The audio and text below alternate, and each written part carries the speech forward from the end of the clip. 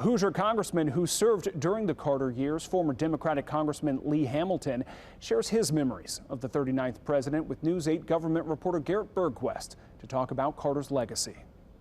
Congressman Lee Hamilton was on the House Foreign Relations Committee when Jimmy Carter was president.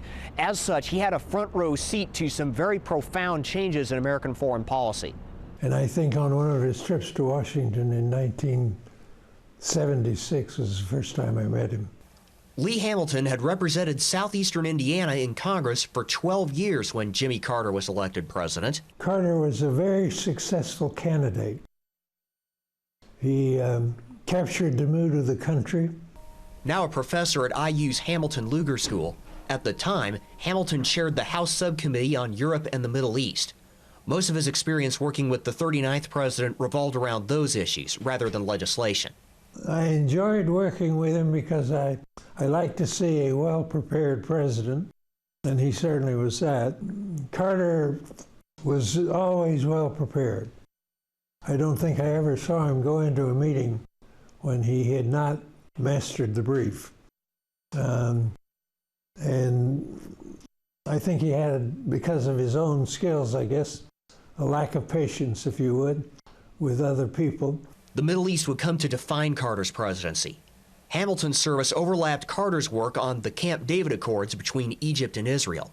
He says Carter was the first president to seriously consider Palestinians' views on the Arab-Israeli conflict. That sometimes put him at odds with Congress. Carter was pretty good at keeping in touch with members of Congress on issues, but he was not so good at listening to them.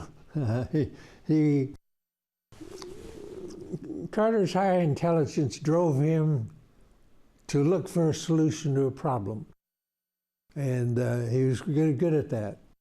What he was not good at was dealing with people who didn't agree with him. Hamilton says that stubbornness meant Carter had trouble with the day-to-day give and take of governance. He never seemed to master the art of government.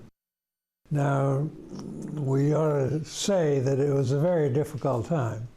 Vietnam, inflation, unemployment.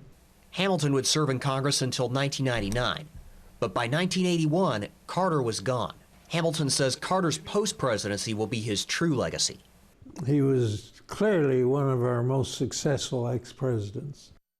He redefined the job, in a sense, of being an ex-president, and made it difficult for any ex-president not to engage more than they have traditionally done.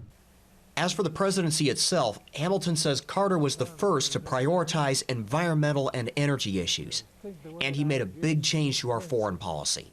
Human rights is what he'll be known for most of all.